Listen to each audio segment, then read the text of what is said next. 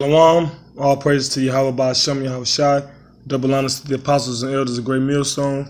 Salutations to the hopeful elect, and peace to the brothers. The Akim preaching this truth across the world in sincerity, diligence, and proper doctrine. I just want to do a lesson on the word revelation, because we living in a time of revelation, you know. But let me see what they got in the Greek, the New Testament. Get it in Revelation itself.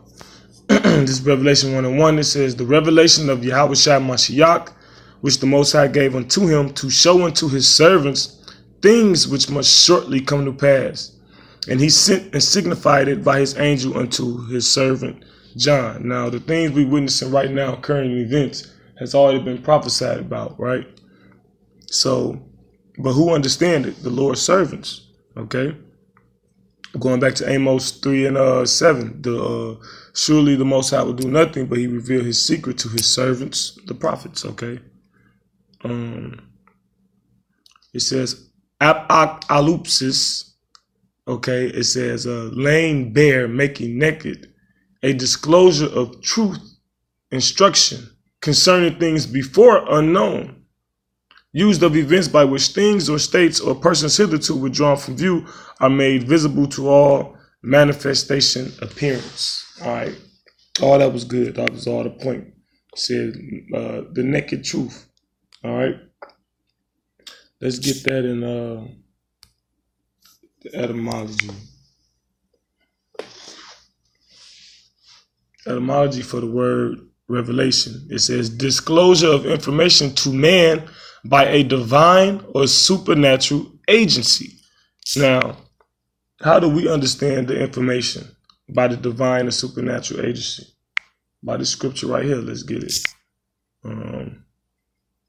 This is John chapter 14. I'll start at 16. It says, and I will pray. This is Yahweh Shai speaking, the Son of the Most High. It says, and I will pray. Let's lock it real quick. All right.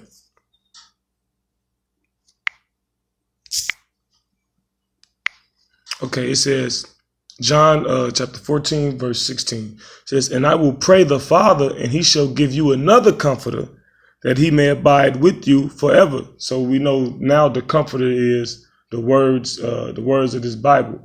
Because when Yahweh Shai walked with the disciples and with the men that followed him, they had him in the physical presence, you know what I'm saying, to be a comfort, to reveal the things that was hidden. But after he died and rose again, what did he have? What do we have? Verse 17, even the Spirit of truth, whom the world cannot receive, because it seeth him not. Okay, so Yahweh Shai opened our minds to understand what the Bible said, to understand that these other nations are our enemies, to understand that the mark of the beast is the chip, the RFID chip, to understand certain things that the natural man, the carnal person could not receive and understand, you know, in that worldly state. I'll read it again. Even the Spirit of truth, whom the world cannot receive, because it said to him not, neither knoweth him, but ye know him, for he dwelleth with you and shall be in you. Okay, so that was just backing up the devil. Let's go back to that definition. Revelation, that was going back to the root of revelation, the etymology of revelation, disclosure of information to man by a divine or supernatural agency. Okay, that supernatural agency, once again, is the Spirit of truth, known as the comforter, so like it. From Old French revelation and directly from Latin revelationem, noun of action from past participle stand of reveler, unveil, uncover, lay bare. Okay, disclosure of facts. All right, now let's get another scripture. Let's get another scripture.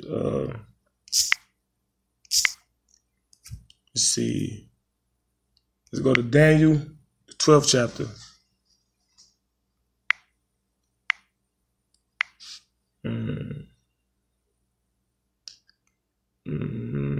This is Daniel chapter 12, verse 9.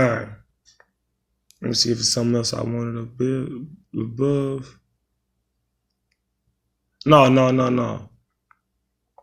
This is Daniel chapter 12, verse 4. It says, "But thou, O Daniel, shut up the words." And what does shut up mean? To shut up, keep closed, secret. Okay, because the Bible speaks about. So like the Bible speaks about this book is written in a mystery. Yahweh spoke to people and spoke to the masses in parables, because it's only given to those predestined from the foundation of the world to understand. All right. So the key point in that word is secret. It says, "But thou, O Daniel, shut up the words and seal the book, even to the time of the end. Many shall run to and fro, and knowledge shall be increased." Because you have people saying that the understanding of this Bible has been hidden until like until recent years. Well, I say within the last century, from our elders and apostles and their elders and apostles, starting somewhere around like the 50s on up, and that's a relatively short time. So all before that, all of these words, like the words of this book, was hidden. And even from the time of the 50s on up, there's been other revelations being given. But for the most part, nobody understand. The only people these people knew was love thy neighbor as thyself, meaning thinking they gotta love everybody, and that wasn't even true. Okay, but it says, "But thou, O Daniel, shut up the words and seal the book, even to the time of the end. Many shall run to and fro, and knowledge shall be increased." All right, because knowledge being increased, you got all type of things. The properties of different metals, elements. A large understanding than what you had before. You got stuff like Google and YouTube had access to understand things. Then you got people running to and fro, traveling everywhere, running to and fro from different false doctrines. You have somebody running to the Muslim, running to the Egyptology. That's why the scripture speaks of ever learning, but failing to come into the knowledge of the truth.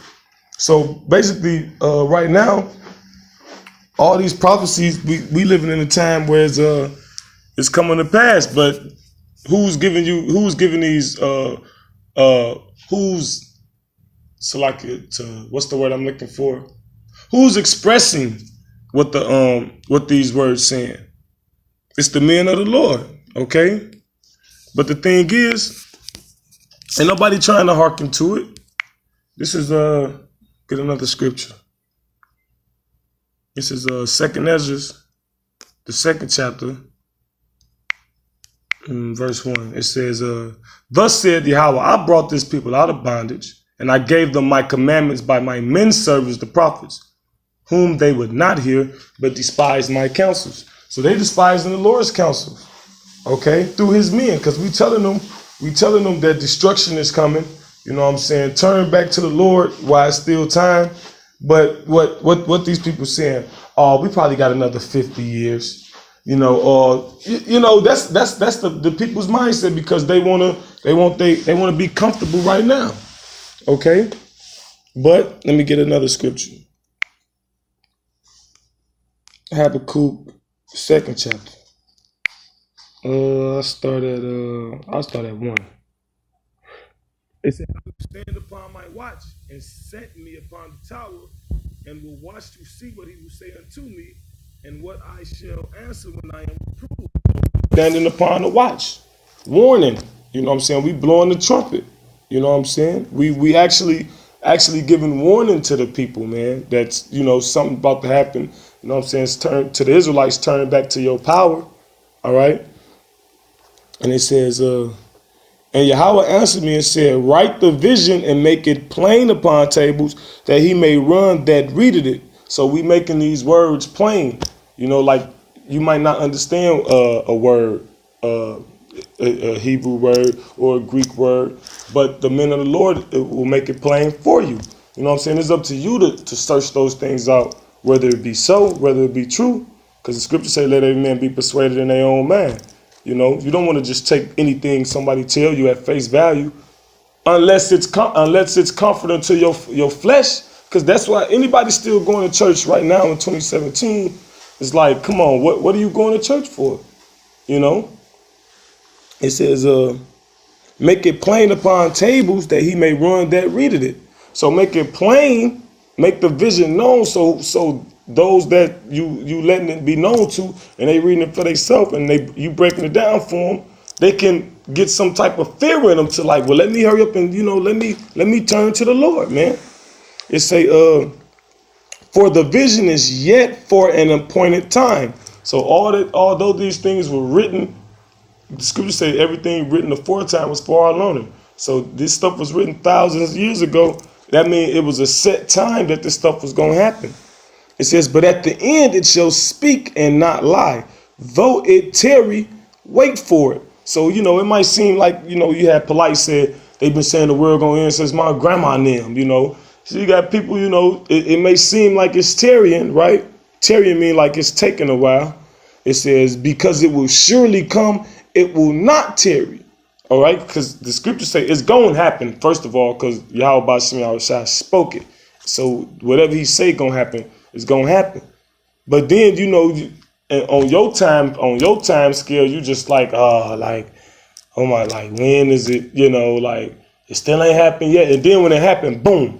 You know what I'm saying? It just get the firing off, like just sequence after sequence. And that's what we're seeing with the whole Syria, Russia, China, North Korea, America, Japan, Iran. You get as far as like those countries that like primarily at the forefront right now, as far as what's going on over there and with the America bombing Syria. But you just seeing like it's just like a slew of military actions being taken that's going to bring us to the brink of World War III, which was prophesied in the scriptures. And with that being said, we're seeing a slew of things going to bring us to the RFID chip, which was prophesied in the scriptures. You got the economy going cashless. Everybody with debit cards and with debit cards that didn't have the chip had to get them rescinded to get the chip. You got this whole thing about illegal immigration, so they feel like they got to track people. So I'm saying it's a whole bunch of events that's leading up to manifest these prophecies that was written in this book, man. Because we living in a time of revelation, the time to reveal, man. To reveal what? Everything that Yahweh Bashim Yahushua said must happen, must come to pass before he comes and reign on the earth. You know what I'm saying? With his 144,000 men up under him, and the elect up under them, and Israel, and then all the other nations under that order, man. With that, I hope whoever see this was edified. I want to say once again, Yahweh Bashim Yahushua, Barakatah Yahweh, Barakatah Yahushua, Shalom to you Akim out there, man.